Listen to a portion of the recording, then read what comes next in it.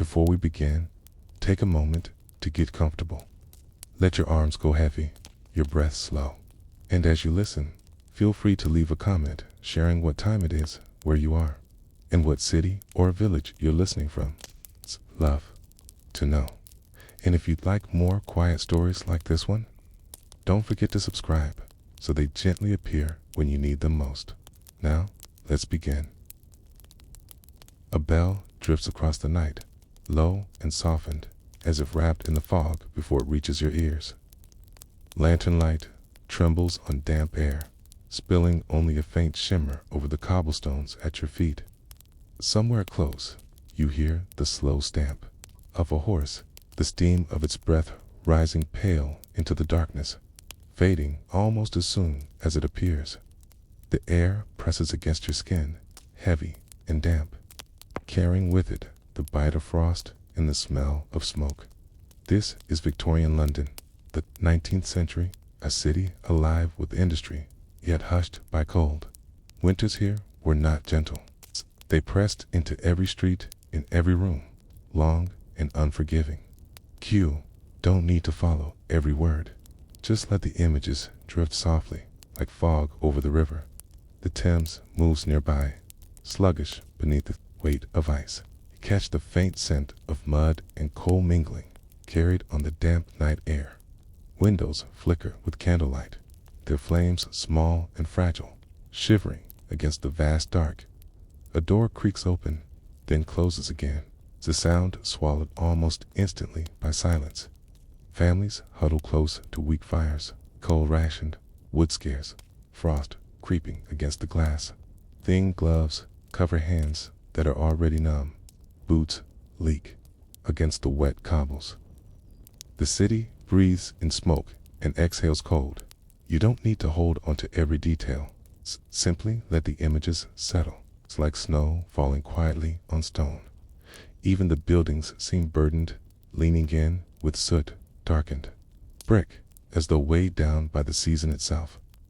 Time feels slower here, muffled by mist and shadow, by the endless rhythm of winter.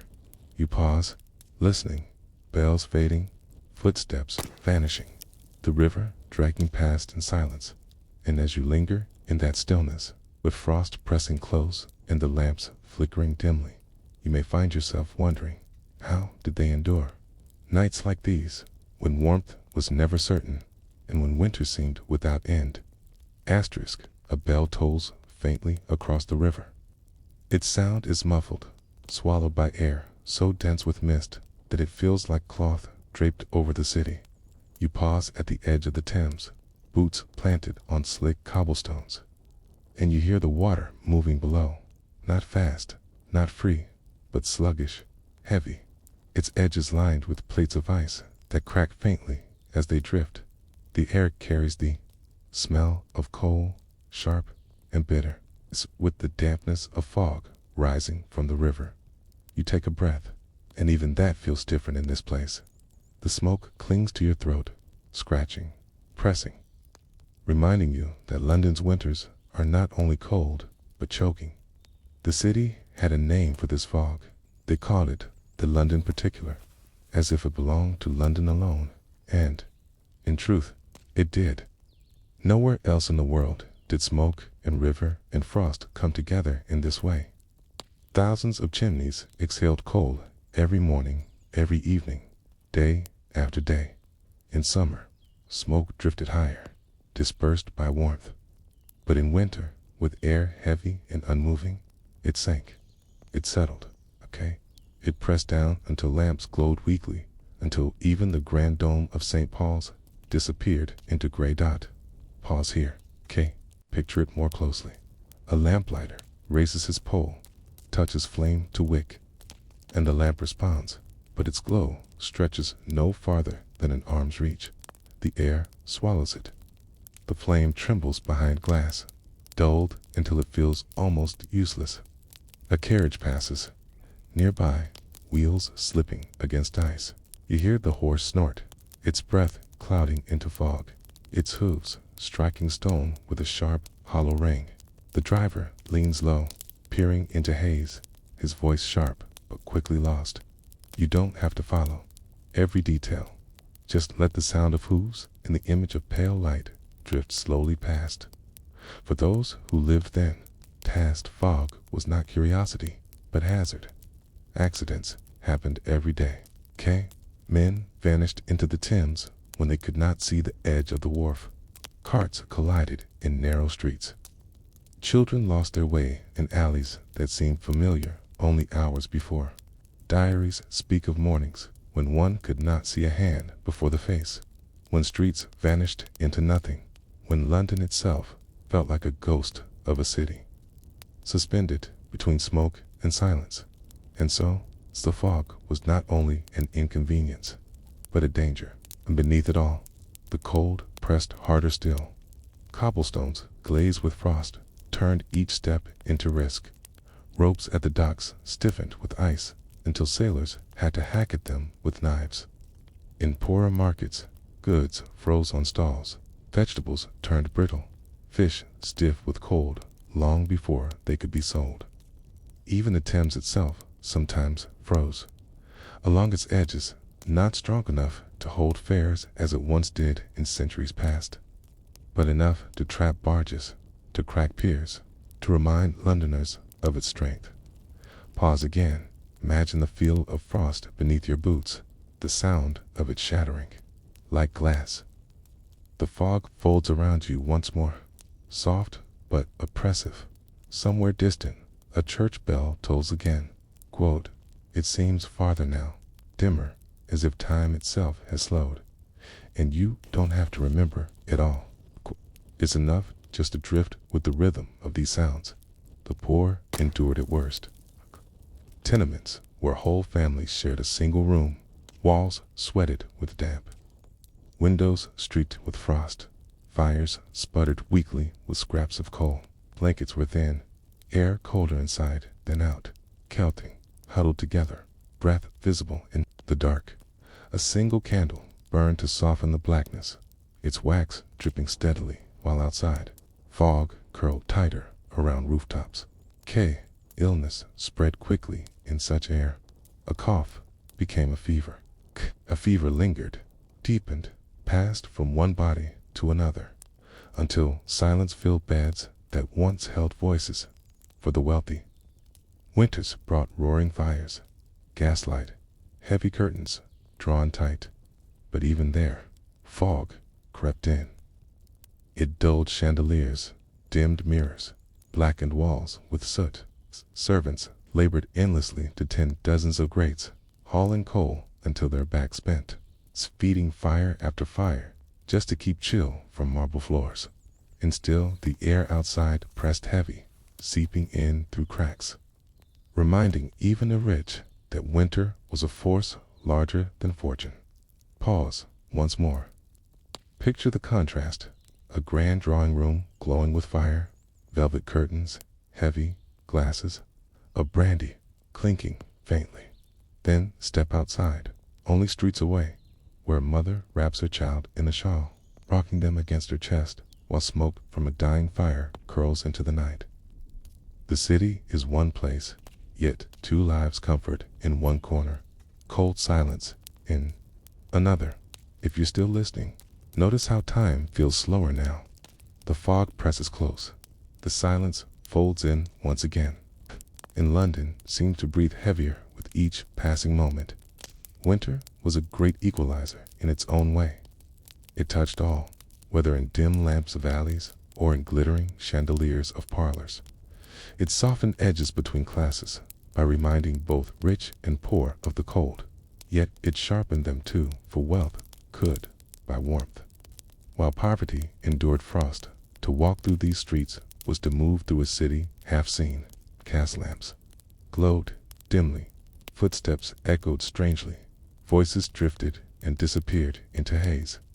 You could smell the sharp tang of coal in every breath, feel damp cling to your coat, hear frost crunch beneath boots.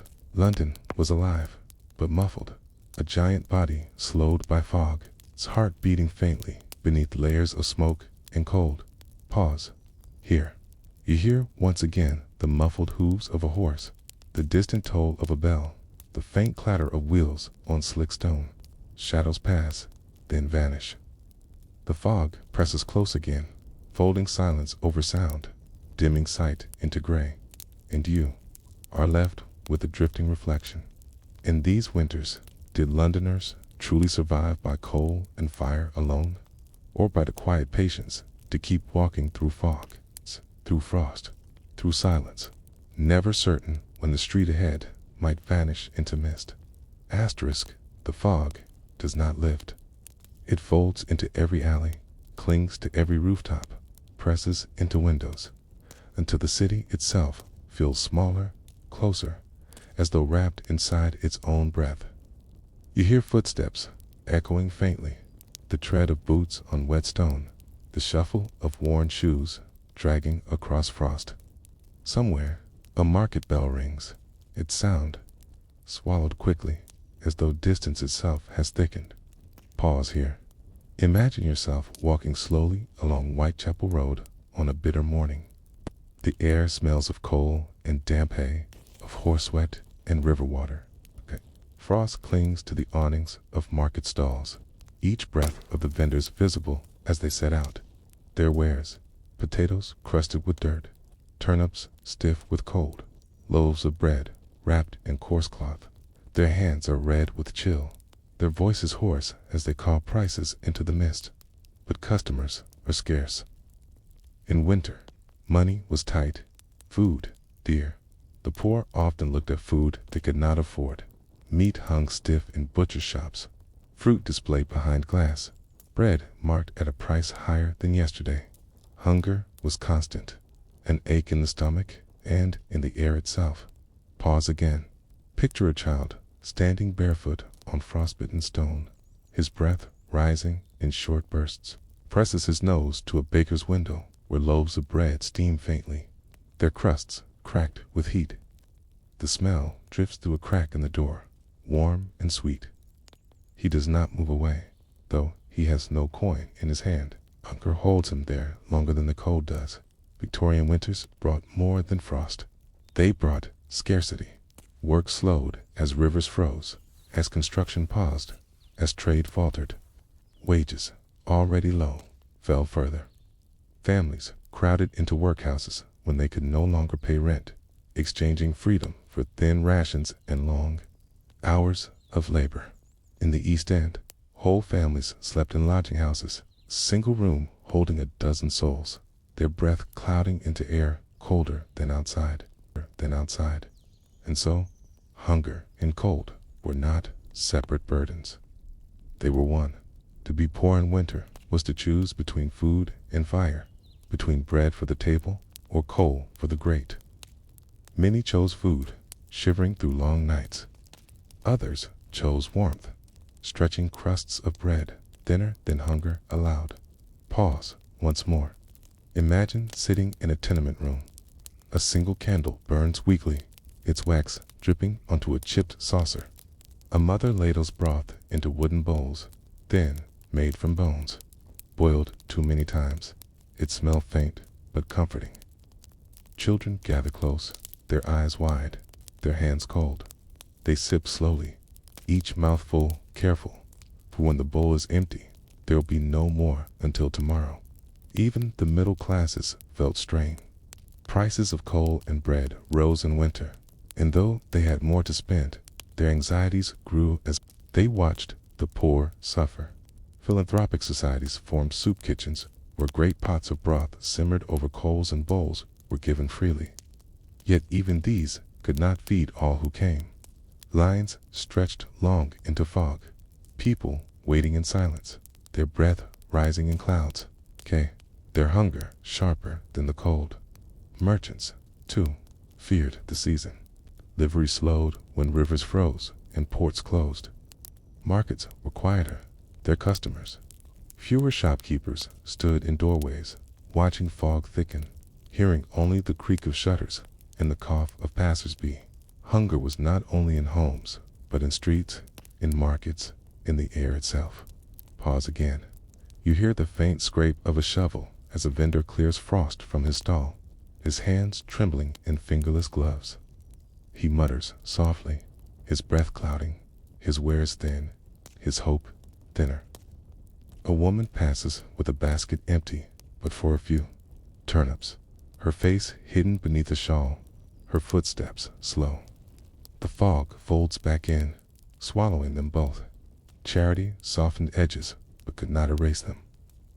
Churches distributed bread, missions gave blankets, wealthy families donated coins. Yet these gestures, though kind, were small against the vastness of hunger. For every bowl of broth served, many more went without. The workhouse loomed always as last resort, its doors opening onto stone floors, its rations measured, its silence heavy with despair. Children, especially, bore the weight. Many sold matches or newspapers in streets too fogged to see clearly, their voices cracking in cold air, their earnings only enough for a crust of bread. Some huddled beneath bridges, their arms wrapped around knees, their eyes fixed on passing carriages that never stopped. Winter pressed hardest on those smallest, their silence deeper than hunger itself. Pause once more. Picture the edge of the Thames again. The fog curls low, the water moves sluggishly. A small figure sits on a step, his breath clouding in air, sharp as knives. In his lap, a handful of matches. Round him, silence stretches wider than river, deeper than hunger. If you're still listening, notice how time feels slower now. The city seems caught between one breath and the next, every sound muffled, every shadow softened. As you don't have to hold on to every detail. Let the quiet weight of this winter drift past. For those living then, survival was not measured in days, but in meals. Each bowl of soup, each loaf of bread, each coin given stretched life forward one more night. The cold pressed in through walls, the fog pressed down through sky. Hunger pressed against ribs, but still people endured. They prayed, they worked, they hoped for thaw. And so the pavements of London in winter carried more than frost.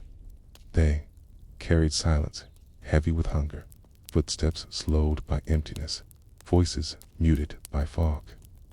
The city did not stop, but it moved wearily, its breath heavy, its heart slowed. Pause. Here you hear the echo of boots once more, faint against stone, muffled by fog. The sound fades quickly, leaving only silence, only breath, only cold, and you are left with a drifting reflection in Victorian London. Winter truly endured through bread and broth alone, through the patience of bodies moving slowly, through fog, carrying hunger like a shadow until the light of spring returned. Asterisk, the day fades, though it is hard to tell when. Fog has dimmed the sky since morning, and when dusk arrives, it feels less like a change and more like a thickening of the air itself. Lamps flicker to life, one by one, their halos glowing faintly, their light struggling to stretch farther than a few paces. The fog does not release the city at night. It tightens, settles lower, mingles with frost, until every sound seems dulled, every shadow softened. Pause here. Imagine walking slowly along a narrow street.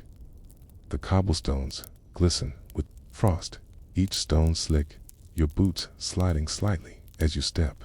From an alley, you hear the cough of a man, hollow and sharp, then silence again. Somewhere ahead, hooves strike stone, the sound distorted, muffled, as though heard through cloth.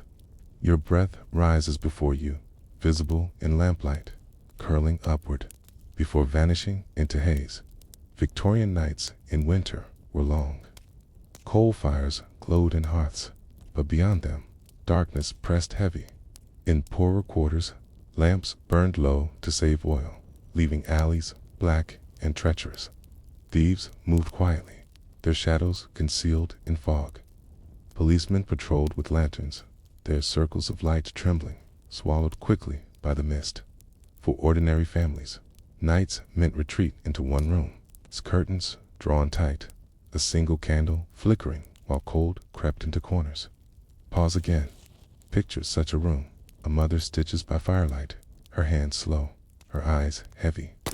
Children lie together on straw mats, their breaths clouding, even inside, their bodies wrapped in thin blankets. The fire sputters low, its glow uneven, shadows stretching across walls, blackened with soot. Outside, silence folds in, broken only by the occasional creak of wood or cry of wind against the shutters. The cold sharpened after sundown. Frost spread across windows, etching glass with white patterns like frozen lace. Pipes burst, spilling water that froze quickly on floors. Boots stiffened, coats frosted over, blankets dampened with breath.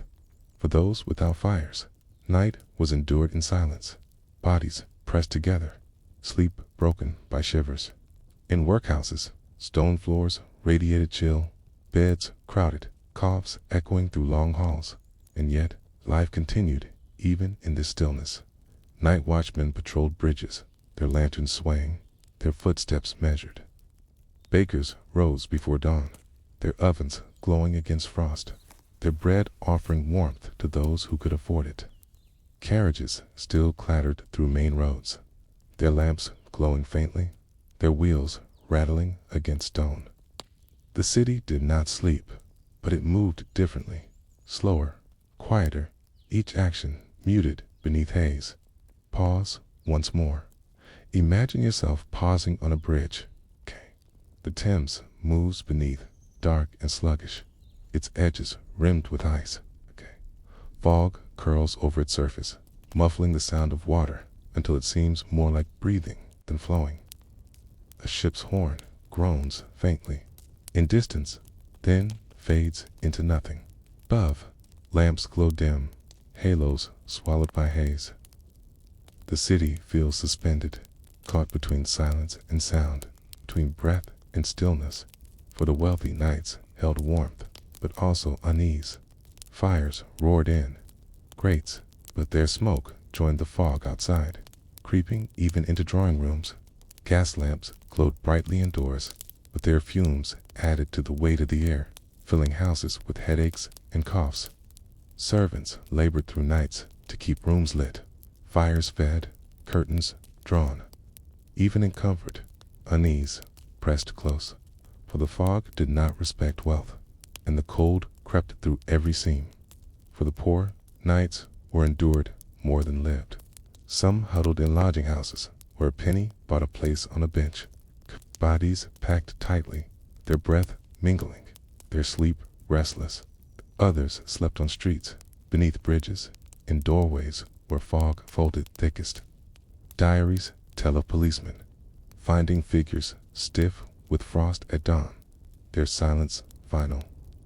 Their bodies carried quietly away before the city woke. Pause again. You hear the sound of boots crunching against frost, a lantern swinging, its glow trembling on wet stone. A figure lies against a wall, their breath faint, their body still. The watchman kneels, shakes them gently, then pulls his coat tighter against cold. The fog folds back in, muffling sound, pressing silence over the scene. And yet, resilience remained. Families told stories by firelight, their voices soft but steady. Hymns were sung, their notes trembling into rafters, mingling with smoke. Neighbors visited, their knock at the door bringing warmth greater than coal. Even in the longest nights, presence mattered, binding silence with sound, carrying endurance forward. Children, too, shaped these hours. Their laughter softened heaviness, their questions filled quiet. They played small games in shadows, whispered stories beneath blankets, hummed tunes into darkness. Their presence was a reminder that winter, though heavy, was not forever. Spring would come, thaw would follow, fog would lift. Until then, nights were endured with patience, with presence, with silence softened by hope. Pause once more. Picture children whispering near a low fire, their faces dimly lit, their voices carrying softly. Their laughter is brief but real, their play fragile but steady. Outside, the city lies in fog, but inside, sound lingers, carrying warmth against silence. If you're still listening, notice how time feels slower now. The night stretches long, the fog folds close, the air presses heavy. You don't have to remember each detail. It's enough to drift with the rhythm of these sounds, these shadows. These voices. Victorian London's nights were not only dark, they were endless, heavy, fragile. They carried cold into every room, fog into every breath, silence into every heart, Yet they also carried endurance, voices steady against stillness, fires glowing faintly against frost, hope fragile but unbroken. Pause here. You stand once more at the river's edge. The lamps glow faintly, the fog curls low, the city breathes heavily in silence. You take a breath, your lungs filled with cold and frost, your body shivering beneath the coat. The night stretches ahead, endless, heavy, and you are left with a reflection that dripped like smoke across the Thames in these winters. Was it truly fire that carried Londoners through the endless night? Or was it the fragile persistence of voices, of footsteps, of breath itself, moving steadily through silence until dawn returned? Asterisk, the fog outside was heavy, but the air inside many London homes was heavier still. Step through the crooked doorway of a tenement, and you feel it at once. The closeness of bodies, the smell of damp brick, the smoke of a small fire that sputters more than it burns. The stairwell is narrow, the wood slick with frost tracked in by boots. The walls drip with condensation, as though the building itself sweats under the weight of winter. You breathe, and the air tastes of coal, sour and sharp, mixed with mildew. Pause here. Imagine the sound of your boots on warped stairs creak loudly, each groan echoing through darkness. Somewhere, a child cries softly, muffled beneath blankets. From another room comes the hacking cough of a man whose illness lingers. The sound rises, then fades, then silence presses back in. For those who lived in such rooms, the cold was never kept out, only pressed back a little. Windows rattled in their frames, cracked panes stuffed with rags, thin curtains drawn tight. Fires, when lit, were small, fed by scraps of coal bought in handfuls from street sellers. The warmth never reached far, leaving corners of rooms damp and chill. Families slept close together, huddled on straw mattresses or bare boards. There, breath visible in the air, misting above them in the candle's glow. And so, night inside the tenement felt little different than night on the street. Damp sank into bones, cold lingered in lungs. Silence was broken only by coughs, by the rustle of cloth, by the drip of water through cracked roofs. Survival was not comfort, but endurance measured in nights made shorter by thin fires, by voices whispered in darkness, by patience stretched thin as frost. Pause again. Picture a mother rocking her child near the fire, the shawl around her shoulders damp with smoke. Her lips move, singing softly, though her voice trembles with weariness. The child coughs, then sighs, their head pressing against her chest. The fire crackles faintly, a few sparks snapping, but its glow does not reach beyond the hearth. Shadows loom in corners, unmoved, unbroken, when the rent could no longer be paid, when illness spread too far, or when hunger hollowed too deep. Many found themselves inside the workhouse. These institutions, meant as refuge, became prisons of poverty. In winter, their stone floors radiated chill, their long halls echoed with coughs, their rations were thin.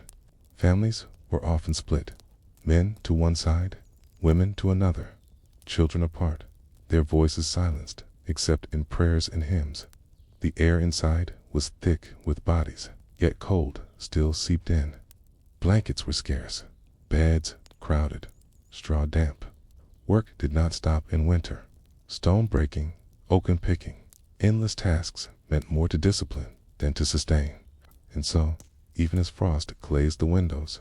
Hands bled, backs bent, lungs filled with dust and smoke.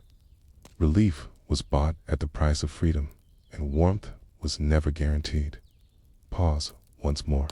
Imagine standing in a workhouse dormitory. Rows of iron beds stretch before you, their frames black with rust, their blankets thin. The air is heavy with breath, with coughing, with silence between. Candle flickers at the far end, its flame trembling in the draft from a cracked window. The sound of shuffling feet echoes faintly in the hall beyond. You don't have to follow every detail. It's enough to feel the rhythm of this silence, this air. This weight, reports from the time, describe death creeping quietly into these places. Children, weakened by hunger, grew pale and still. Elders succumbed to chills that became fevers. Pneumonia and consumption spread quickly, carried by damp air and weakened lungs. In some winters, deaths rose so high that whole wards emptied. Their silence, deeper than before, and yet, even here, resilience lingered. Women stitched clothes by candlelight, their needles clicking faintly. Men whispered stories to one another. During rest, their voices low, steady. Children sang hymns in chapel, their voices thin but bright, rising briefly above silence. Each act carried presence, however fragile, pushing back against the heavy weight of winter. Pause again. You hear the faint sound of children singing, their voices trembling in unison. The hymn drifts through stone halls, echoing softly. For a moment, the silence seems less sharp, the air less heavy, the night less endless. Then the voices fade, and the fog presses back in. Outside charity groups worked to ease suffering. Soup kitchens served broth to long lines. Churches distributed blankets. Missions offered prayers alongside bread. Yet their reach was small compared to the need. For every bowl filled, many went hungry. For every blanket given, many still shivered.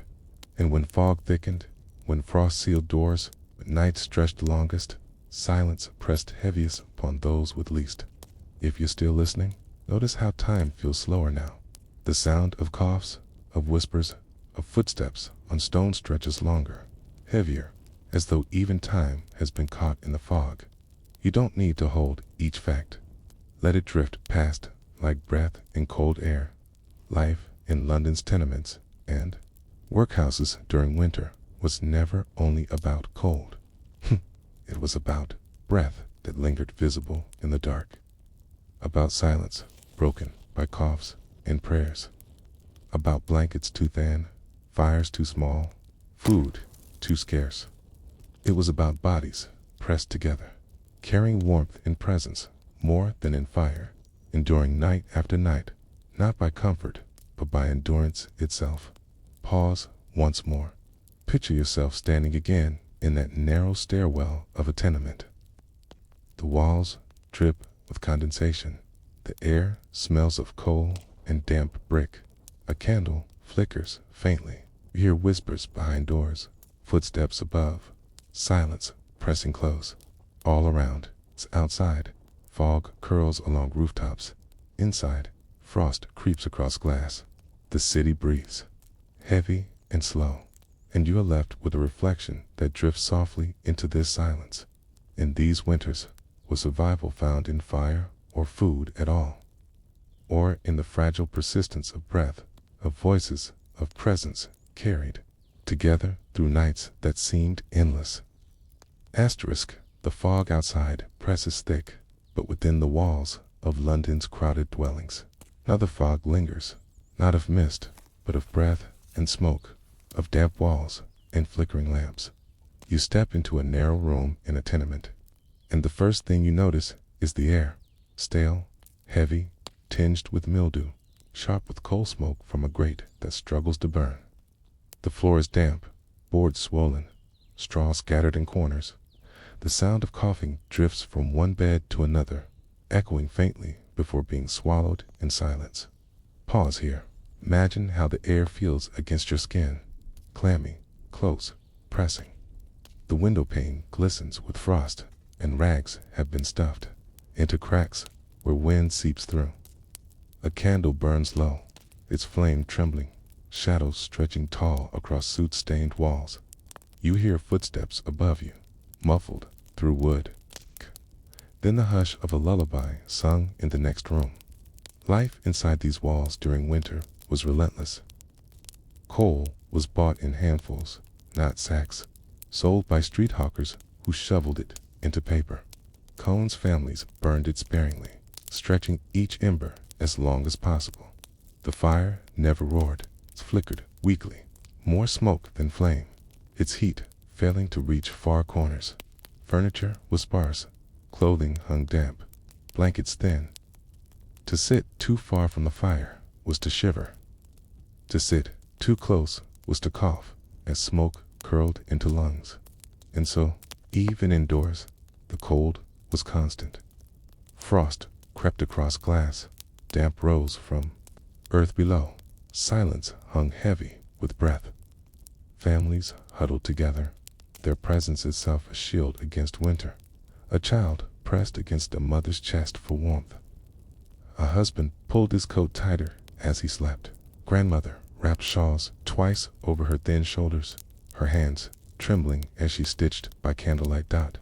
Pause again. You picture a family gathered near a grate. The fire crackles faintly, its glow no larger than a handspan. Pot hangs above it, steam rising weakly from a thin broth.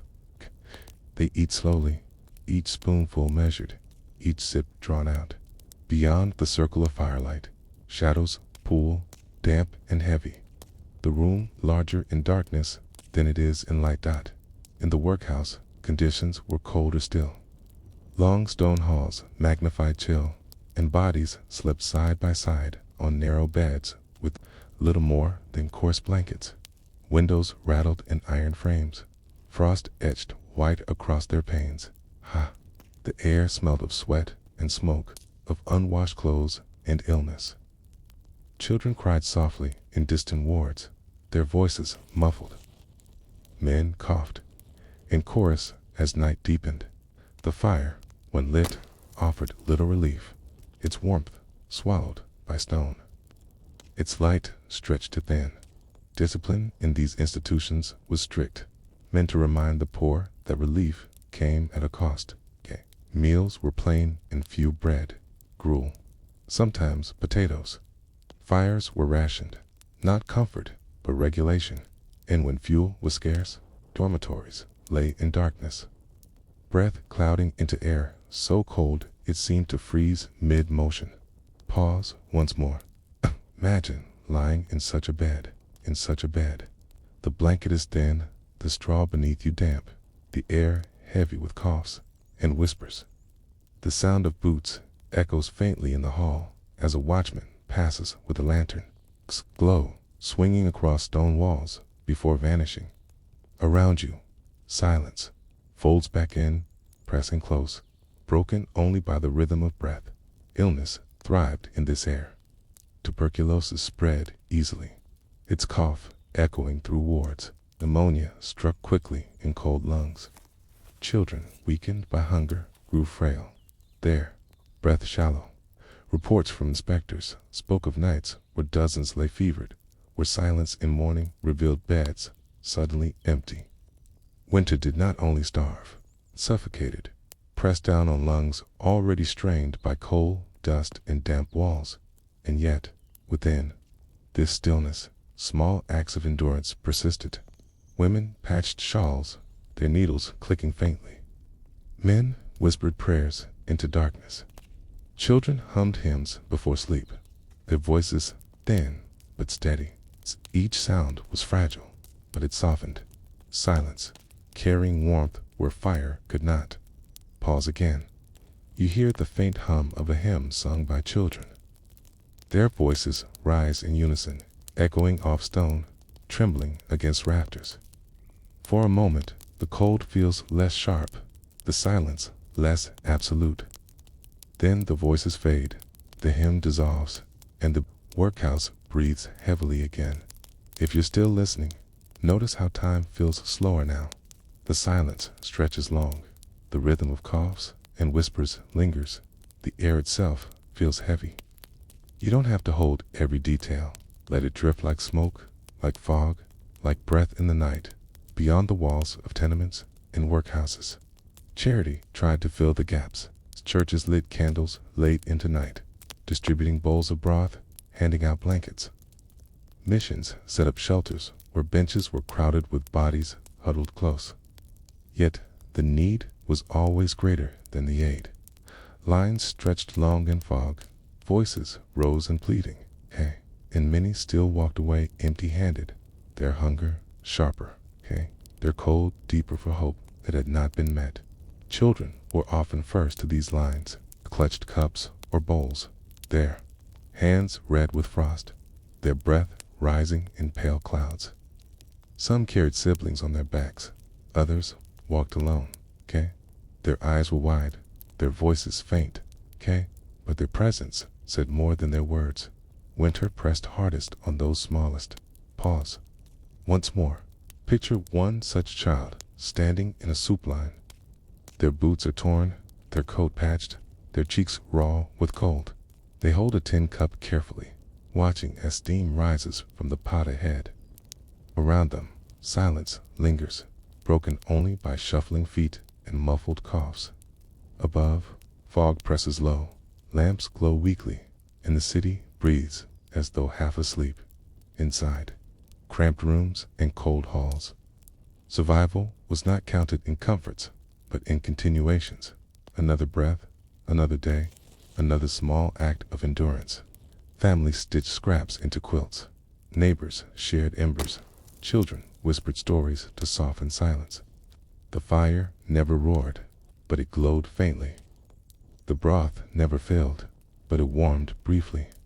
Presence itself became survival, fragile, yet steady. Pause again. You sit in such a room now. The candle flickers, the shadows sway, the fire sputters faintly round you. Bodies breathe slowly, heavily, their warmth mingling, their silence pressing. Outside, fog thickens, frost spreads, but inside, life endures. Fragile, but present, and you are left with a drifting reflection. In Victorian London's winters, was survival truly measured by coal and bread, or by the quiet persistence of those who breathed together, who endured damp walls and endless silence, and carried each other through nights without fire? Asterisk, the fog outside deepens as night settles, but within the tenements and workhouses, the cold feels sharper, closer, pressing in against bodies already weary. You step into a room where a single candle flickers, its flame trembling in a draft. The walls are damp, the bricks stained with soot. On the floor, straw lies scattered, flattened by footsteps and sleep. A family sits close to a fire that smolders weakly, its glow stretching no farther than their knees. Pause here. Imagine the air, thick with smoke, bitter with damp, carrying the faint, sour smell of unwashed clothes. Each breath is visible, each cough sharp. Shadows loom large, swaying with every flicker of flame. Outside, footsteps crunch faintly on frost, but inside, silence holds heavier dot by winter's height. These dwellings became both shelter and trap. The walls kept out wind, but held in damp, kept out frost, but locked in smoke. Firewood and coal were costly, so fires were small, never enough to drive cold from corners. Windows were stuffed with rags to block drafts, but they also shut out fresh air, leaving rooms thick, stagnant. Illness spread easily in this air, clinging to lungs already burdened by soot. And so, endurance was measured in patience more than in comfort. Families huddled together, wrapped in every scrap of cloth they owned, pressing close through nights that stretched endlessly. Mothers rocked children, their shawls pulled tight, their songs soft. Fathers patched boots by candlelight, their hands trembling with chill. Elders whispered prayers, their voices steady, even as their bodies weakened. Pause again. See an elder woman with a shawl pulled over her head, her lips moving slowly in prayer. Around her, children sleep in bundles of cloth, their faces pale, their hands curled against cold. The candle flickers low, the fire sputters faintly. Shadows press close, but a voice lingers, soft and steady. In the workhouses, endurance carried a different weight. Rules pressed as tightly as cold did. Families were divided, voices silenced. Men broke stone, women picked oakum, children spun. Thread. Work continued, though frost glazed windows and breath clouded in halls. Meals were meager, warmth rationed, silence heavy, and yet, even here, people found ways to endure. A whispered story passed along a bench. A hymn hummed softly in chapel. A glance between family members, separated by rules, but joined by presence. Reports described nights when illness swept through wards, leaving beds empty by morning. Yet inspectors also wrote of resilience, of men who shared crusts of bread, of women who mended others' clothes with scraps of thread, of children who laughed softly in games invented from nothing. Survival was not comfort, but community, carried in gestures too small to be seen by records, but felt in silence. Pause once more. Imagine the sound of footsteps in a workhouse hall. A lantern swings, its glow passing briefly over iron beds. Children lie close together, some coughing, some asleep, their breath clouding in cold air. A hymn drifts faintly from the chapel, its notes soft, trembling against stone. The lantern passes on, and silence folds back in. If you're still listening, notice how time feels slower now. The rhythm of breath, the hush of whispers, the flicker of flame stretches longer, heavier, as though even time itself moves cautiously. In this cold, you don't have to follow each detail. Let them drift like fog past you. The contrast between classes was sharper here than anywhere else. Wealthy homes battled fog with roaring fires, with thick curtains, with endless coal. But in tenements, survival meant rationing scraps, stretching embers, patching blankets with whatever cloth could be found. In workhouses, survival meant obedience, patience, silence, and yet it was in these places, in cramped rooms, in crowded halls, that resilience burned most quietly. Children carried much of it. Their games, small and fragile, softened silence, tapped rhythms on bed frames, hummed tunes into darkness, told stories in whispers. Their laughter, though faint, was enough to remind others that winter would not last forever. Theirs, too, carried endurance. Their prayers, spoken slowly, wove threads of hope into nights that otherwise stretched endless. Their voices steadied younger ones, their presence anchoring silence with patience. Pause again. You hear the faint sound of children laughing softly, their voices muffled, their play cautious. It drifts into silence, rises briefly again, then fades once more. The fire glows faintly, the candle flickers, the room breathes heavy. Outside, the city carried on. Its carriages rattled along main streets, their lamps glowing dim. Soup kitchens ladled broth to long lines that stretched into fog. Policemen walked, their rounds, lanterns swinging, boots crunching on frost. But inside these walls, survival was quieter, slower, steadier. It was measured not in progress, but in persistence, not in warmth, but in presence. And so, each winter's night became a lesson in endurance. The fog pressed close, the cold pressed hard, hunger pressed sharp, but people pressed back with presence, with patience, with fragile acts of care. A fire fed with scraps, a hymn hummed softly, a hand held through the dark. Pause once more. Picture yourself standing again in that tenement room. The candle flickers, the shadows sway, the air is heavy with breath. You hear whispers, coughs, the soft rustle of cloth. Outside, fog curls along rooftops. Lamps glow weakly. Inside, life endures, fragile, steady, it's present, and you are left with a reflection that drifts like smoke into rafters in Victorian London's winters, was survival truly secured by bread and coal, or by the quiet endurance of those who lived breath to breath, presence to presence, carrying each other through endless nights of cold. Asterisk, the fog does not only hide streets, it seeps into lungs. Step outside into a Victorian winter, and each breath feels sharp, edged with soot. You draw it in, and it scratches the throat, settles heavy in the chest, presses deeper with every cough. Coal smoke, wood smoke, river mist, all bound together until the very air felt like a slow poison, Pause here. Imagine walking along the embankment at dusk. Lamps glow faintly, their halos blurring into the haze.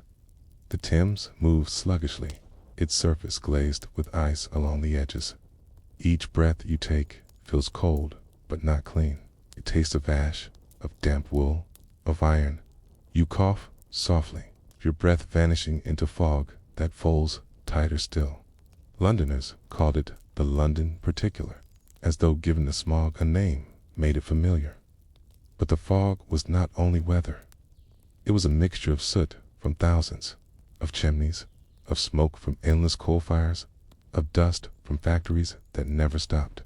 In winter, when air was still and damp, it pressed down upon the city, trapping every cough, every breath. Streets vanished, its voices muffled, its lungs filled slowly with illness, consumption, bronchitis, pneumonia, all sharpened in these months. Doctors wrote of patients whose lungs sounded as though filled with water, of children wheezing until their breath faded, of elders silenced by fevers that lingered in damp rooms. Hospitals filled quickly, their wards crowded, their air no cleaner than streets outside. Pause again. You picture a narrow ward lit by gas lamps. Beds line the walls, each with a figure lying still, their breath shallow, their coughs echoing faintly. Nurses move quietly, their footsteps muffled against stone floors, their lamps swinging, their voices hushed.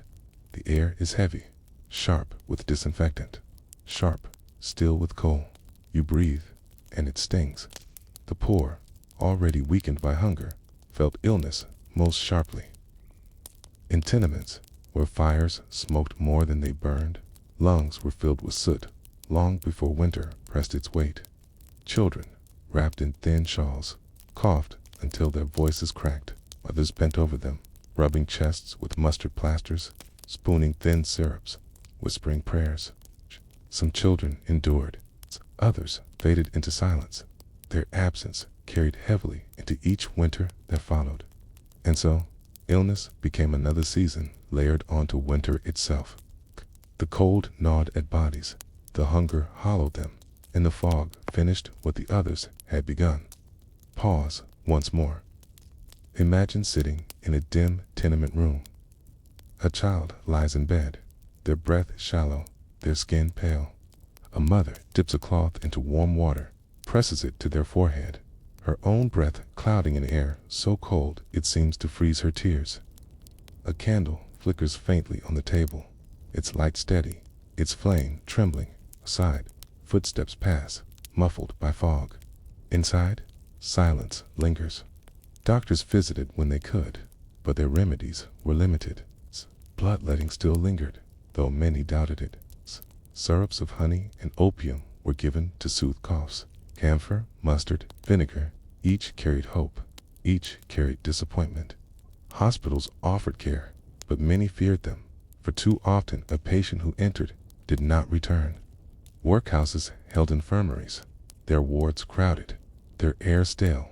Illness spread quickly there, carried by damp, by silence, by despair.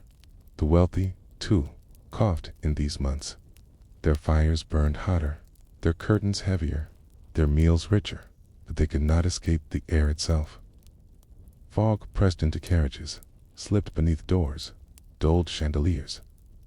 Their doctors prescribed tonics, their servants kept fires roaring, but even in drawing rooms, the lungs filled slowly with smoke. Pause again. You see a drawing room glowing with fire. Velvet curtains drawn, gaslight shining on polished wood. Yet a child coughs sharply, their voice echoing against high ceilings. A nurse bends over them, offering syrup, her shadow tall against wallpaper. The fire crackles, but the cough lingers, heavy, unbroken. If you're still listening, notice how time feels slower now. It's the sound of breath, the weight of coughs, the hush of silence stretches longer, heavier. You don't need to hold every detail. Let them drift like smoke in fog, like breath fading into night. Reports from the era describe entire streets blanketed not only by fog, but by silence. Whole households lay ill at once, their fires untended, their markets missed. Neighbors knocked on doors and heard only coughing within, or worse, nothing at all. Burial carts moved quietly through streets at dawn, carrying bodies wrapped in cloth, their silence heavier than the fog itself. Yet, even within illness, resilience persisted. Families brewed teas of herbs, rubbed ointments on chests, whispered hymns into silence. Neighbors brought broth when they could, shared fire when they could spare it, carried news of doctors when hope was needed. And though many were lost, many endured, their breath steadying, their coughs fading with spring. Pause once more. You hear again the faint sound of coughing in distance.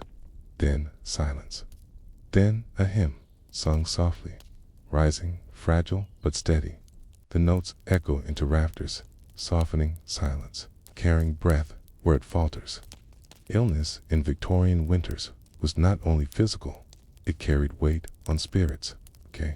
Mothers sat sleepless by bedsides. Fathers walked miles through fog to fetch doctors. Children whispered fears in the dark, asking if they too would fade. Fear spread faster than fever, pressing on hearts already heavy with hunger, already weary with cold. And so, to breathe in London's winter was to breathe not only fog, but fear. Each cough carried dread. Each silence carried weight. Each dawn carried uncertainty. Pause here. You stand once more at the edge of the Thames. Fog curls thick around you, the water sluggish, the lamps dim. Take a breath, sharp with coal, heavy with damp. You cough, the sound lost quickly in silence. The city breathes with you, slow, heavy, fragile, and you are left with a reflection that drifts like mist across the river. In Victorian London was survival found in medicines and syrups, or in the fragile persistence of breath itself, carried through fog, through illness, through nights when silence seemed heavier than life. Asterisk, the fog folds in again, as though the city itself exhales and holds its breath. You walk through a narrow street, the lamps glowing dim, their halos blurred. The air smells of coal, of damp wool, of smoke pressed low against the earth. Each breath stings, and you cough softly, the sound muffled at once by haze. Somewhere, nearby, another cough answers, then another, until the silence feels punctured by illness itself. Pause here. Imagine the sound of those coughs carried through alleys, echoing faintly, then fading. Imagine the feel of air thick against your chest, heavy as though it resists being drawn in. You notice how breath comes slower now, how the city seems to breathe with you, its rhythm unsteady, fragile. In these winters, illness moved like fog, unseen, silent, pressing into every room. Influenza swept through neighborhoods, its fevers rising sharply, leaving bodies weak, voices hoarse. Tuberculosis lingered longer, its coughs deep, its breath fading slowly over months. Pneumonia struck quickly, sudden and sharp, filling lungs as cold air pressed into them. Families lived with fear not only of frost, but of silence after coughs fell quiet. Doctors walked streets wrapped in heavy coats, their bags clutched tight, They visited homes where candles burned at windows, where silence marked the sick within. Their remedies were few: syrups of opium to ease pain, mustard poultices to draw fever, warm broths to strengthen. Some patients endured, many did not. Medicine moved slowly, but illness moved quickly, pressing harder in air thick with smoke. Pause again. Picture a doctor entering a tenement. He sets his bag on a small table, its surface damp with condensation. A candle flickers beside him, its wax pooling. A child lies on a straw bed, their breath shallow, their cough sharp. The mother stands near, her shawl wrapped tightly, her face pale with fear. The doctor listens, nods, murmurs softly, his hand pressing to the child's chest. The candle flickers again, shadows lengthen, the room holds its breath. Hospitals filled quickly, here in fever wards, beds lined close, each with a patient shivering beneath thin blankets. Gas lamps glowed dimly, their fumes heavy.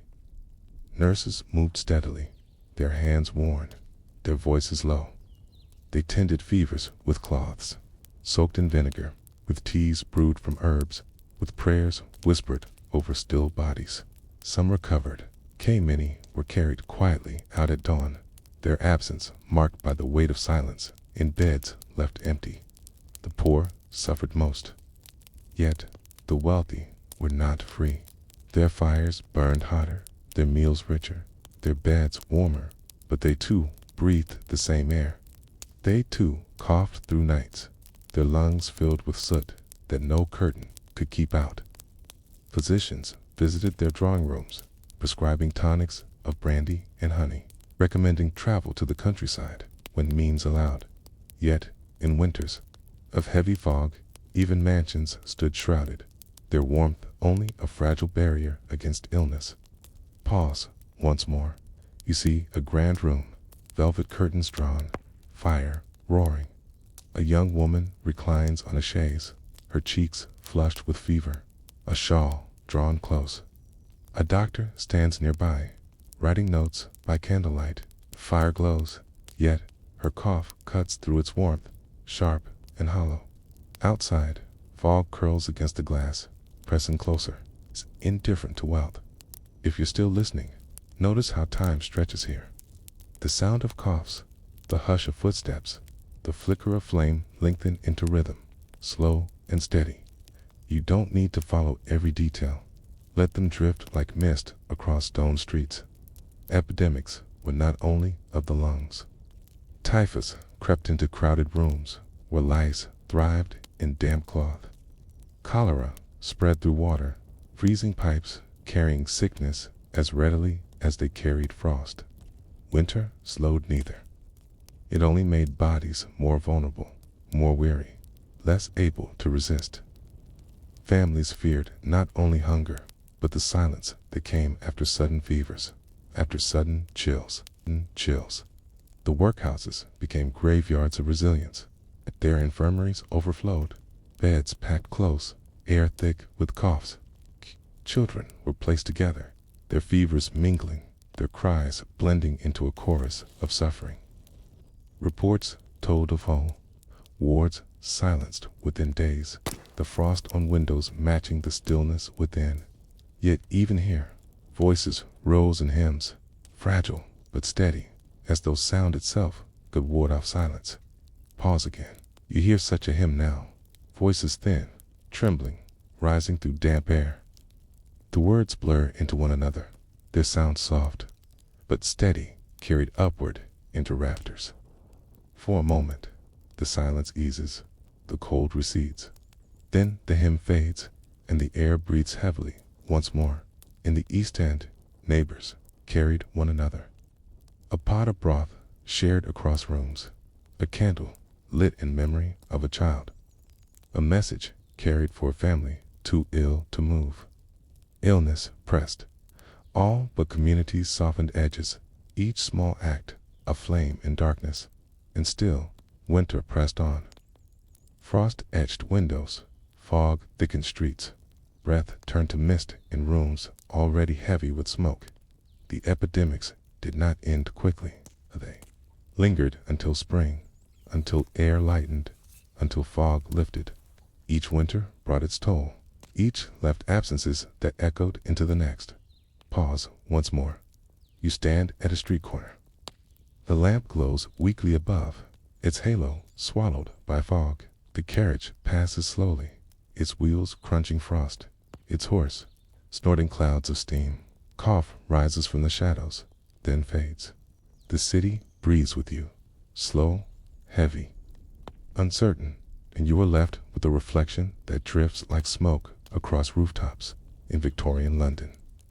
Was winter endured by medicine, by fire, by food, or by the fragile resilience of lungs that drew one more breath against air that seemed determined to take it away? Asterisk, the night presses heavy.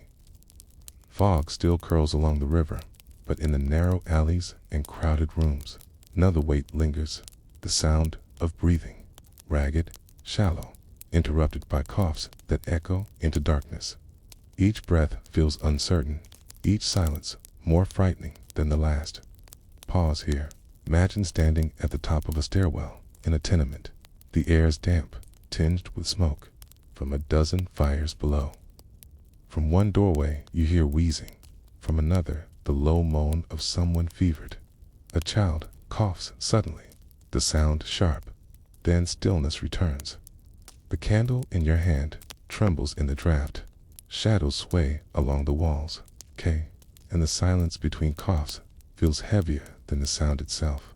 In these winters, illness became a rhythm woven into the life of the city.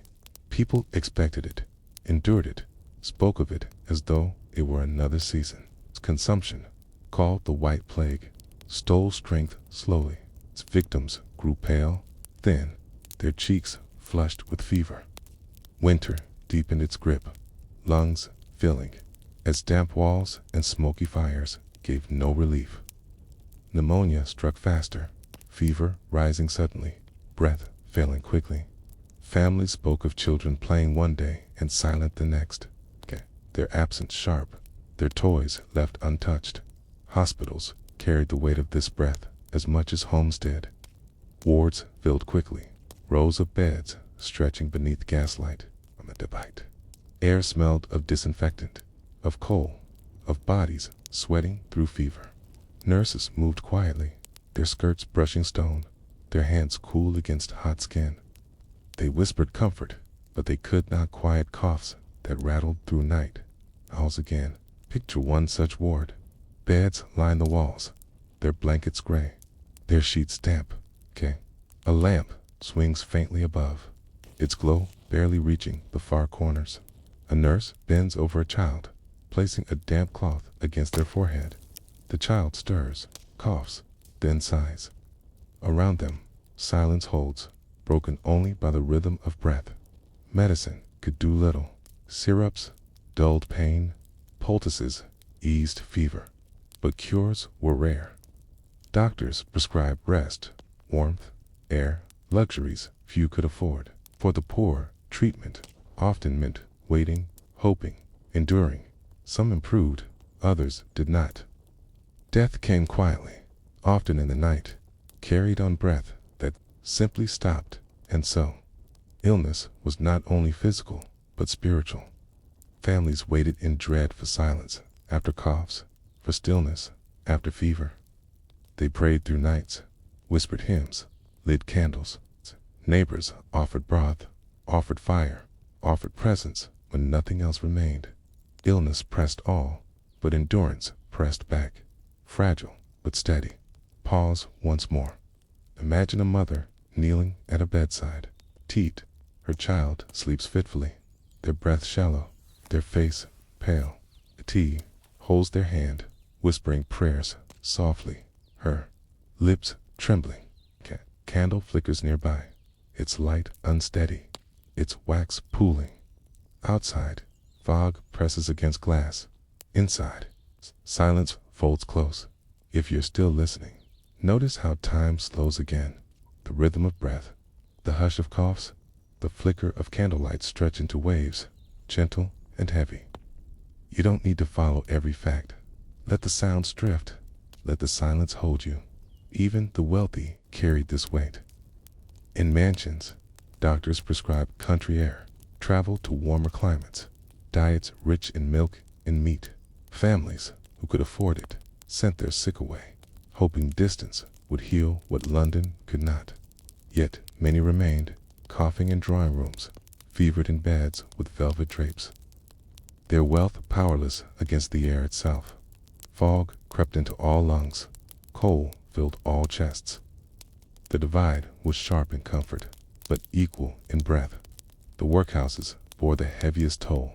Their infirmaries were crowded, their air stagnant. Children weakened quickly, their cries faint. Elders faded silently, their absence marked only by empty beds. Reports tell of nights when silence spread suddenly through whole wards, each cough ending, each breath ceasing, until the morning revealed stillness that inspectors recorded in ledgers, but neighbors carried in grief. Pause again. You hear the echo of boots on stone, a lantern swinging in a workhouse hall. The glow passes over rows of iron beds, over faces pale and still. The air feels colder, heavier. A hymn drifts faintly from the chapel, voices thin, trembling against rafters. The sound fades and silence presses once more. Yet resilience endured. Families told stories by firelight, their voices soothing. Children laughed softly in play, their sound fragile but steady. Neighbors carried each other's burdens, lit candles in memory, sang hymns in hope. Illness pressed, but presence resisted. Breath faltered, but voices rose. Silence came, but it was never complete. And so, London breathed heavily each winter, its lungs filled with fog, its hearts filled with endurance.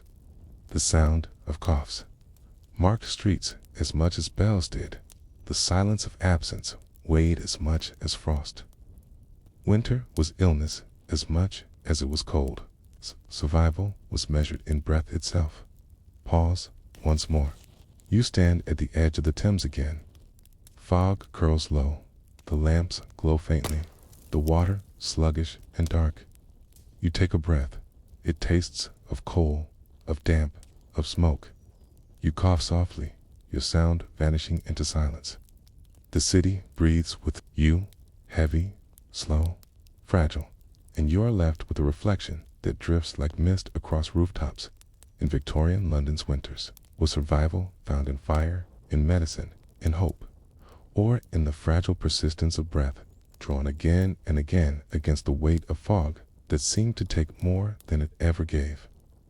Asterisk, the fog does not choose where it falls. It curls over palaces and slums alike, pressing equally into alleys and avenues. But once you step inside, behind the brick, behind the curtain, beyond the gate, the divide in how winter was endured becomes sharp, as though one city were two, layered on the same streets, yet separated by warmth and frost. Pause. Here. Imagine walking first into a drawing room in Mayfair. A coal fire roars in a marble grate, its flames snapping, throwing golden light across velvet curtains and polished wood. The air is heavy with smoke, but also warm, softened by thick rugs underfoot. A family gathers near the fire, a woman in silk, a man with a glass of brandy, a child curled in a shawl with a book. Their breath is invisible here. The room is too warm for it to linger. Outside the window, fog presses thick against the glass. But inside, shadows sway gently, softened by FIRELIGHT. And now, step back outside. Cross the same street perhaps, but down a narrow alley into a tenement. The air changes at once. Damp, cold, heavy. You push through a door and climb creaking stairs. Inside, a single fire smolders weakly in an iron grate, its glow no larger than a candle. The room is crowded, blankets thin, walls stained with soot. A family huddles together, their breath visible, each exhale rising pale into the darkness. The fog does not stay outside here. It presses into the cracks. It clings to the walls. It fills their lungs. The divide of wealth in winter was not only comfort, it was survival. For the rich, endless coal kept grates burning, rooms glowing, halls warm. Curtains thick as quilts blocked drafts, carpets muffled cold. Servants fed fires through the night. For the poor, coal was sold by handfuls, measured into paper cones, burned sparingly. Fires smoked, damp clung, frost spread across windows. Survival meant endurance, not ease. Pause again. Picture a servant hauling coal scuttles into a wealthy home. He moves from grate to grate, filling each with black lumps that hiss and snap when thrown to flame.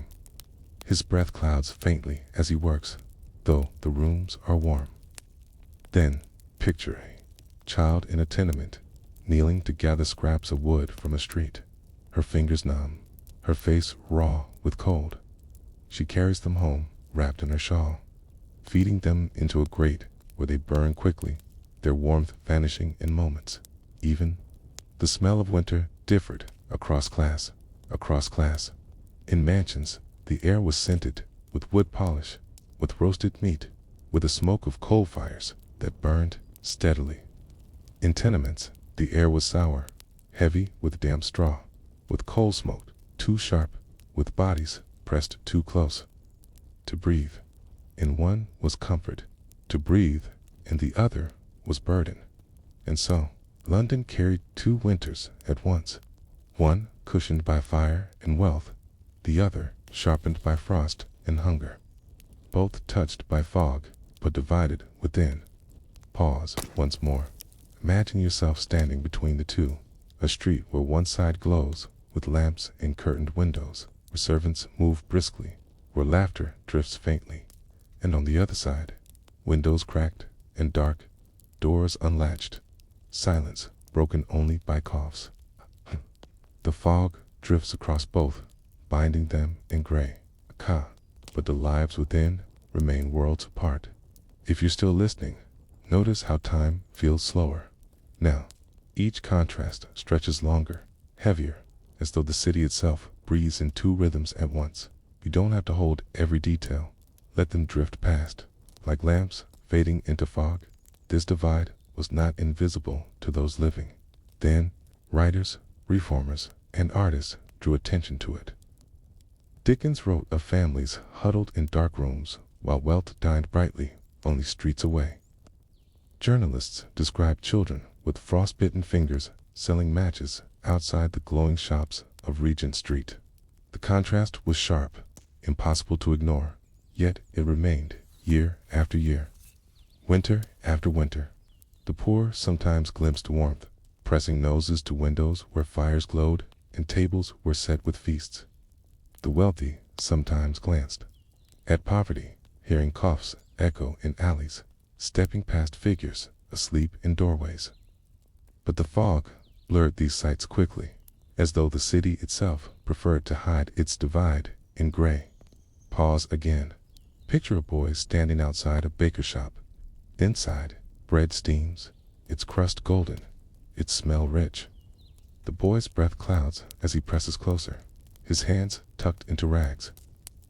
A gentleman passes behind him, coat thick, cane tapping against stone, his breath hidden in a fur collar. They do not speak. The boy does not move. The fog folds around them both, swallowing the moment, leaving only silence. Wealth offered not only fire, but escape. Families who could afford it left London. During winters, traveling to countryside estates, to coastal towns, even to the warmth of France or Italy. They carried their comfort with them, leaving behind the fog and frost. The poor had no such choice. They stayed, pressed together in rooms too small, fires too weak, patience stretched thin. Their winter was immovable, their endurance unending, and yet, in both homes, one truth remained. The fog was inescapable. It crept beneath doors, pressed against glass, dulled firelight, filled lungs, dimmed lamps, blurred shadows. It touched wealth and poverty alike, indifferent to class, reminding all that London breathed the same heavy air. Pause once more. You stand at a crossroads where carriages roll slowly through fog, their lamps glowing faintly, their wheels crunching frost. On one side, mansions loom, their windows glowing golden. On the other, alleys vanish into gray, their silence broken only by coughs. The fog presses across both, heavy, indifferent, and you are left with a reflection that drifts softly into silence. In Victorian London's winters was survival truly found in coal and comfort, or in the fragile endurance of those who faced frost without fire, breathing the same heavy fog as their wealthier neighbors, divided only by the walls that separated them. Asterisk, the fog folds deeper into the streets, wrapping all of London in its heavy gray. Yet what lies behind doors and curtains reveals a city divided to winters unfolding at once, so different they might have belonged to different worlds, though separated only by a few steps of stone. Pause here. Imagine first the warmth of a mansion's parlor. A fire roars in a marble grate, its flames leaping bright and strong. A servant adds coal, the scuttle clattering softly, the smoke drawn swiftly up the chimney.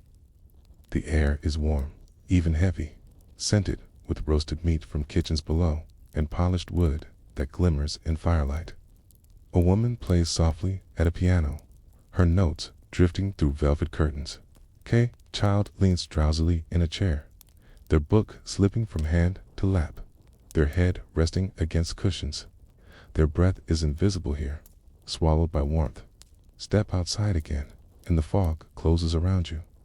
The lamps glow faintly, their halos blurring into gray. So walk only a few streets away, and you arrive at a tenement. Inside, the fire is a handful of coals. Its glow weak, its smoke filling the air more than its heat warms the room. A family huddles close, wrapped in shawls, their breath visible in pale clouds. The walls drip with damp, the floorboards creak under damp straw. Their silence is broken only by coughing, by the rustle of blankets too thin to shield from frost.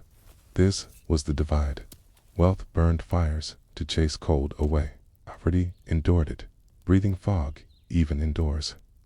The city carried both winters at once. Pause. Again, picture a carriage rolling slowly through fog. Inside, velvet cushions soften the ride.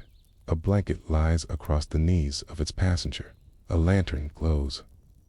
Outside, a boy runs barefoot, calling newspapers into air too thick to carry his voice far. His breath clouds, his hands red with frost. The carriage passes slowly, then vanishes into mist, leaving the boy's voice swallowed by silence. For the wealthy winter was burdened but softened. Coal was stored in cellars, delivered in carts, stacked high, enough to feed fires through long nights. Curtains hung thick to block drafts. Servants moved steadily, tending grates, carrying embers from room to room. Meals were hearty, with meats, puddings, wine to warm the body.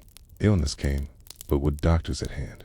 With travel possible, hope lingered. Winter was endured in warmth, wrapped in comfort, softened by abundance. For the poor, winter was sharpened by every absence. Coal was bought in handfuls, burned sparingly, fires flickering weakly.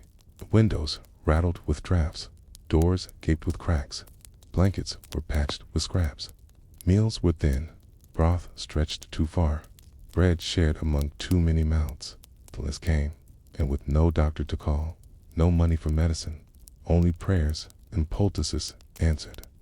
Winter was endured in silence, pressed down by frost, lengthened by hunger. Pause once more. You hear the difference.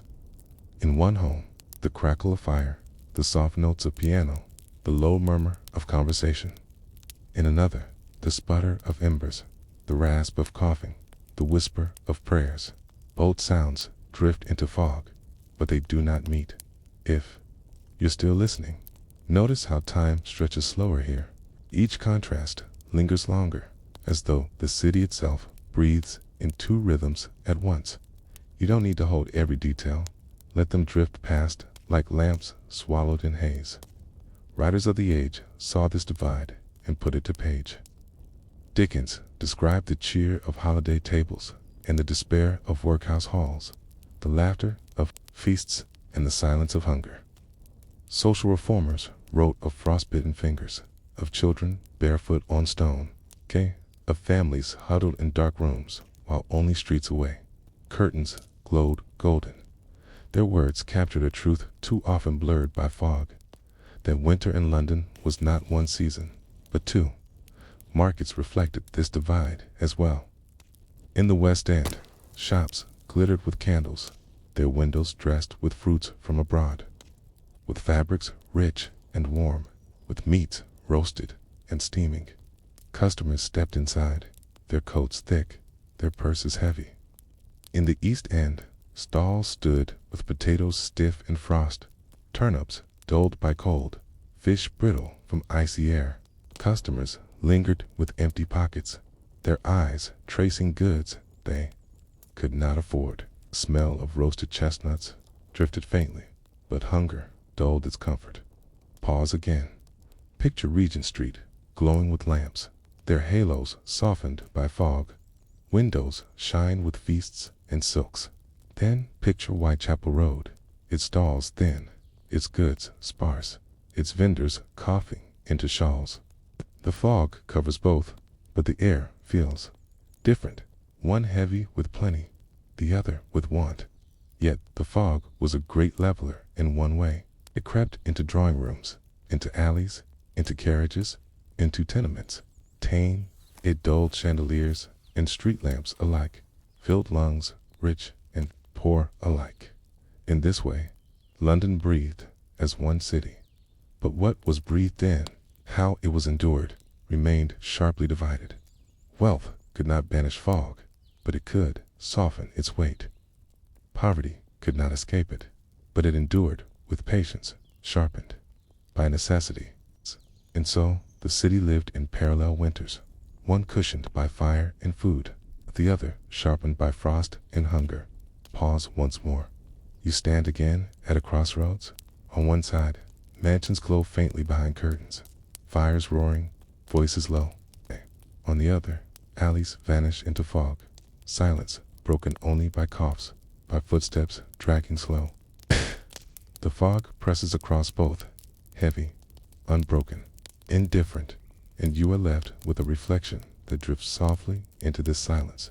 In Victorian London's winters, was a city truly divided by walls and wealth? Or was it bound together by the same breath of fog, pressing equally, reminding all that survival was never comfort, but endurance shared in silence? Asterisk, the fog still lingers, pressing equally against polished windows and cracked panes. Yet what lies behind those barriers could not be more different. Two winters unfold in silence, one softened by fire, the other sharpened by frost, both carried in the same breath of the city, both hidden beneath the same gray veil. Asterisk, pause here. Imagine yourself standing on a narrow street where two worlds meet.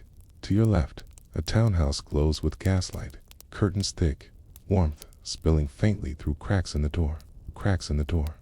The sound of laughter drifts out, muffled but clear, softened by carpets, by wine, by fire. To your right, a tenement stairwell yawns, dark, damp air rising through broken boards. The silence there is heavier, broken only by a cough, by a child's whimper, by the groan of a door swinging in the draught. The fog presses across both, blurring the divide. But you feel the contrast deep within, for the wealthy nights were spent in parlors glowing with warmth. Coal burned steadily, fires fed endlessly, their flames steady against the frost. Servants moved quietly, tending grates, bringing mulled wine, drawing curtains tighter. The sound of pianos drifted through halls, hymns sung softly by families gathered close. Winter was endured within walls thick enough to hold back drafts, heavy enough to dull the sound of foghorns. For the poor, nights stretched long in silence. Fires sputtered weakly, embers fading too quickly. Blankets patched with scraps held little warmth. Windows rattled, doors gaped, walls sweated with damp. Families pressed together, their breath visible in the dark, their silence deeper than hunger.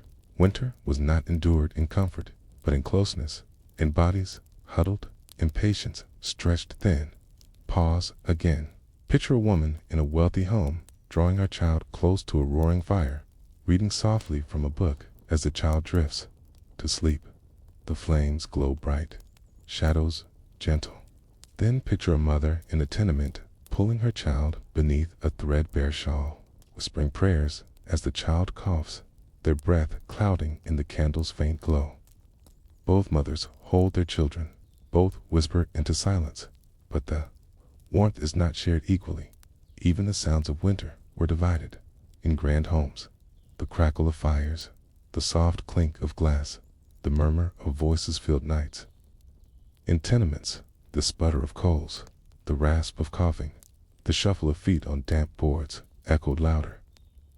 Both sets of sounds drifted into fog, but one softened, the other sharpened. If you're still listening, notice how time feels slower now. Each sound stretches longer, each silence heavier, as though the fog itself bends time. You don't need to hold every detail. Let them drift like shadows across walls. The wealthy could leave the city altogether. Many traveled to countryside, estates where air was cleaner, fog less thick, frost softened by open fields. Others left for southern coasts, even to warmer lands beyond the channel. Winter became less a burden than an inconvenience to be escaped. For the poor, the city was inescapable. The fog was in lungs, the frost in walls, the silence in hearts. There was nowhere to flee, only patience to endure. Writers and reformers captured these contrasts with urgency. Dickens wrote of rich tables groaning with food, while the poor begged for crumbs outside. Journalists described ladies stepping from carriages wrapped in furs, while children froze in doorways. Their words echoed in Parliament, in churches, in drawing rooms, but still, winters passed the same. The divide, heavy, unbroken. Pause once more. Imagine a carriage stopping at a theater, its lamps glowing faintly through fog. A lady steps down, her gown lifted carefully, her breath hidden in a fur collar. Only steps away, a boy huddles in a doorway, his breath clouding, his shawl thin. She does not see him, he does not speak. The fog curls between them, binding both in silence. And yet, despite this divide, winter reminded all of one truth. Breath was fragile, fire was temporary, endurance was universal. The fog crept into drawing rooms as it did into alleys. Coal burned in both hearths, though in different measures. Illness coughed in parlors as it did in tenements. Death visited mansions as well as workhouses. The contrast was sharp, but the weight of winter pressed on all. If you're still listening, notice again how the fog folds close. It presses against rich walls and poor alike, indifferent, unbroken. You don't have to remember which detail belongs to which side. The rhythm is enough, the silence steady. And so, London carried two winters at once, each mirrored in the other. It's fire and frost, comfort and hunger, laughter and silence. Wealth softened edges, but could not erase the weight. Poverty sharpened them, but carried endurance that wealth never needed to learn. Pause again. Picture the city from above. Fog covers all, thick and gray, its folds hiding alleys and mansions alike. Below, fires glow in some windows, darkness lingers in others. The Thames moves sluggishly, lamps glow faintly.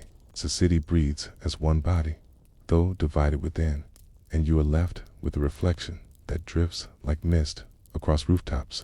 In Victorian winters, was the divide truly measured in coal and curtain, or in the way silence pressed equally on both? reminding all that survival, whether in firelight or in frost, was always fragile, always borrowed, always waiting for spring.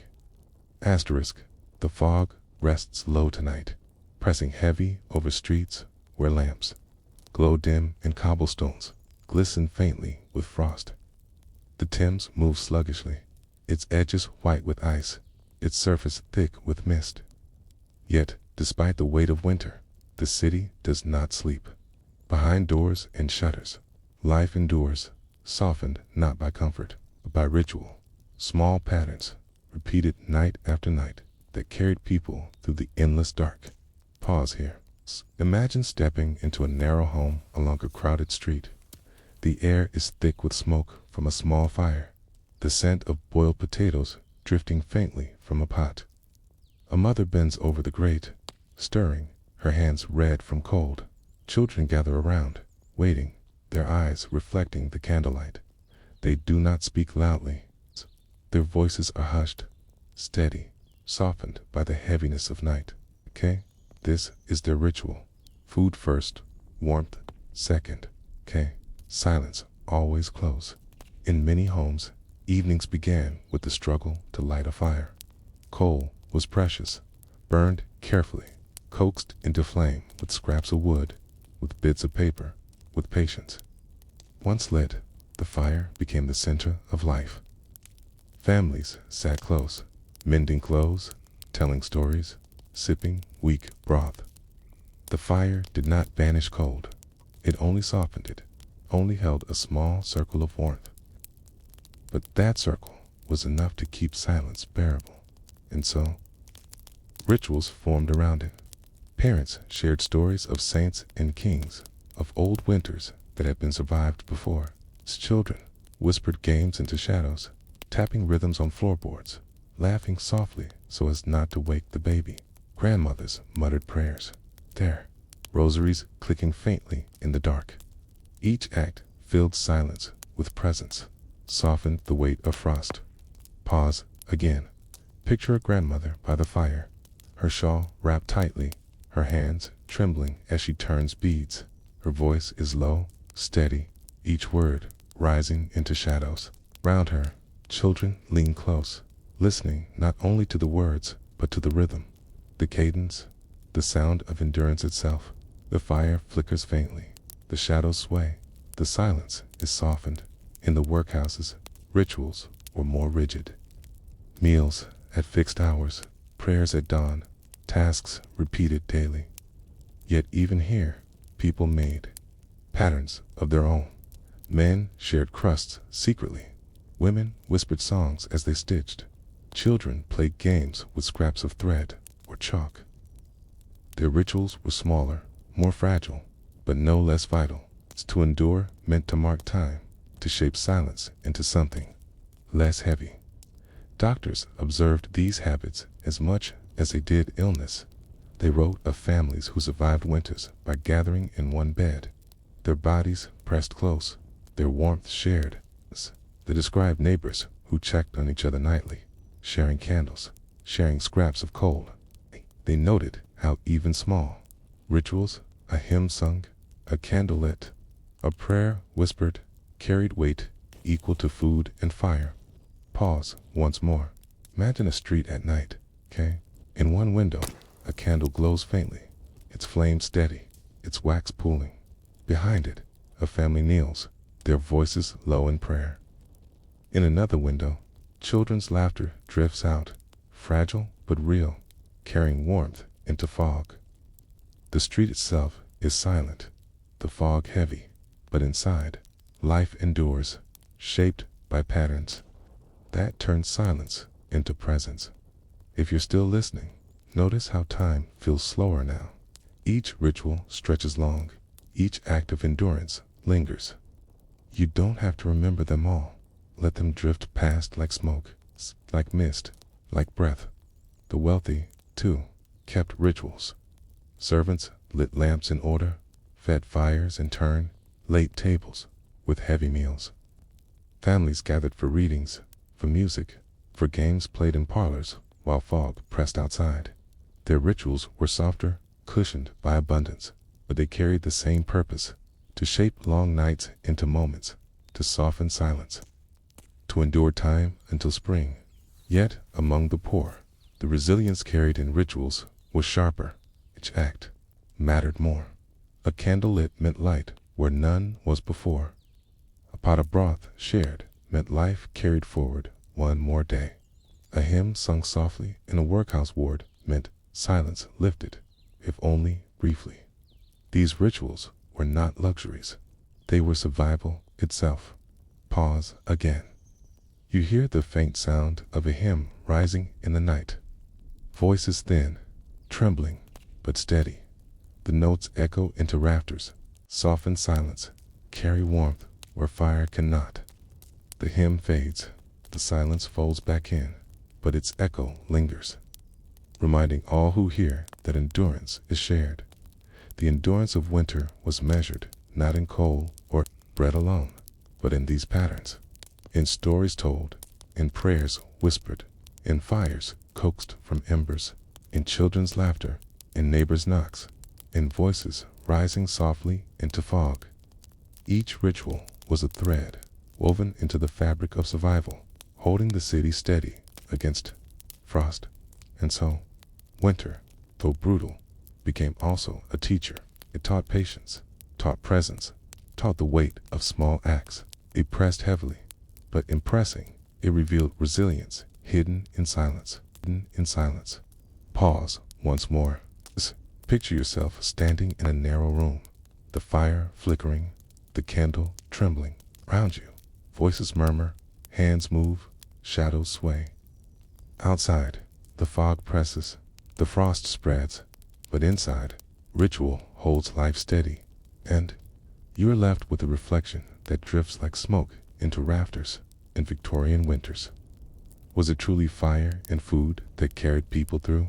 Or was it the quiet endurance of rituals, repeated night after night, that softened silence and held life steady until spring returned? Asterisk, the fog presses close again, wrapping the city in a gray hush. Lamps glow faintly, their halos shrinking, their light more suggestion than clarity. In the silence of a Victorian winter night, what kept people alive was not only coal or bread, but 1,000 hidden habits, repeated without thought, born from necessity and hardened into ritual. Pause here. Imagine yourself walking through a narrow street. You pass windows dimly lit by candles, their flames trembling against frost. Through one, you glimpse a family drawing straw mattresses close to the hearth, laying children down together so their bodies form a single bundle of warmth. Through another, you see a man hanging wet clothes above a sputtering fire, hoping they dry before dawn. Each sight is small, ordinary, yet each is survival, a habit pressed into place by countless winters. Families knew to seal doors with rags, to block gaps in window panes with paper, to hang heavy cloths over thresholds. They laid rushes or straw on damp floors to insulate against a chill rising from earth. They wore clothes, to-bed, coats, shawls, boots, still damp from the day, and pulled blankets over all. It was not comfort, but it was endurance. And so, homes became fortresses built from habit. Each step mattered. The careful saving of embers overnight, banked beneath ash so morning fires could spark again. The turning of mattresses so damp, did not settle too deep. Stitching of quilts from scraps of cloth, patched so often that the fabric became a history of winters endured. Pause again. Picture a mother kneeling by a grate at dawn, pushing aside ash, coaxing hidden embers back to flame. Her breath clouds faintly, her shawl drawn tight, her hands steady. Around her, children stir, their eyes half closed, their voices faint.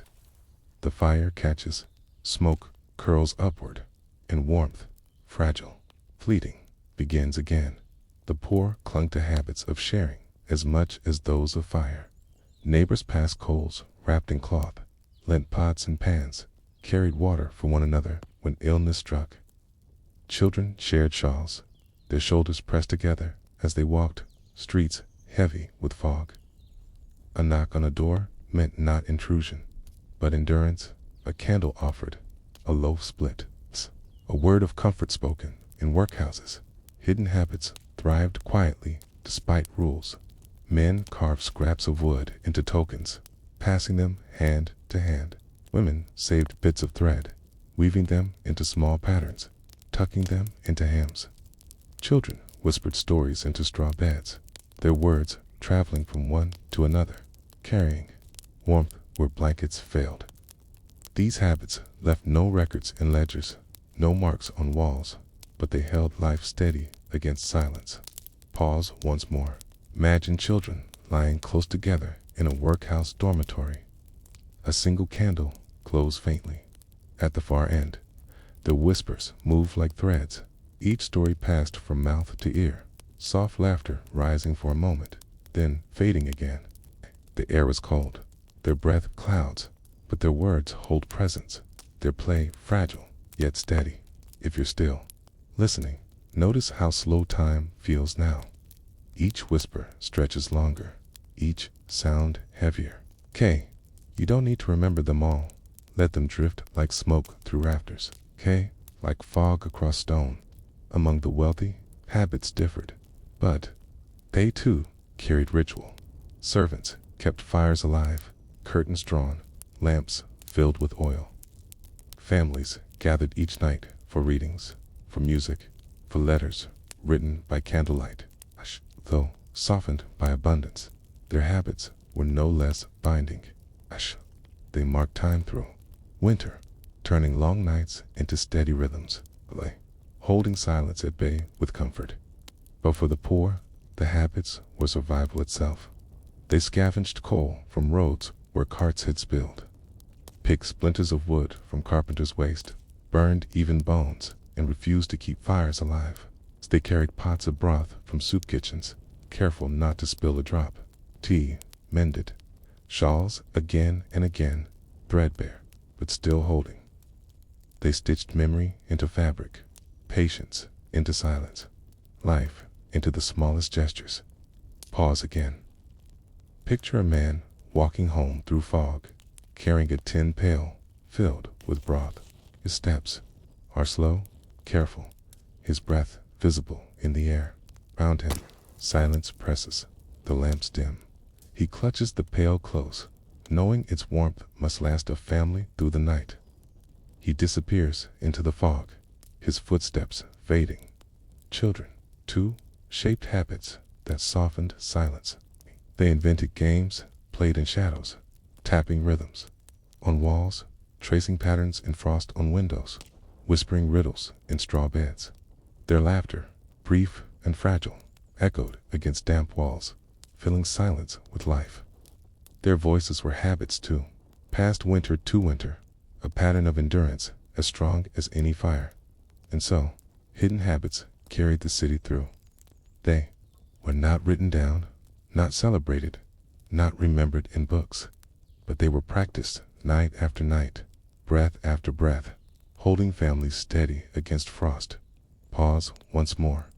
You stand in a narrow alley, fog pressing close, lamps glowing, dim. Behind doors, you hear muffled sounds, the scrape of a chair, the cough of a child, the murmur of a prayer. Each sound is a habit, repeated, steady, ordinary, yet vital. The fog swallows them quickly, but they remain, holding silence at bay. And you are left with a reflection that drifts softly into this gray. In Victorian London's winters was endurance, measured in the coal burned and bread eaten, or in the hidden habits that turned silence into presence, that made life possible, breath by breath, night by night, until the fog lifted and the frost broke away.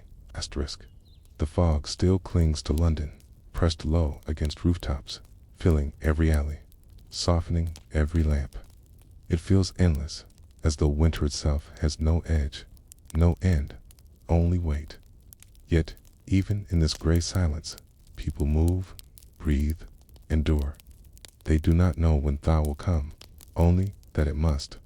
And so, they wait, with patience shaped into ritual, with presence woven into silence, with small acts carried like lanterns through the dark. Pause here. Imagine yourself standing near the Thames on a late winter night. The river is sluggish, its edges glazed with ice. A ship's horn groans faintly through fog, then vanishes again. Lamps on the embankment glow dim, their halos shrinking into haze.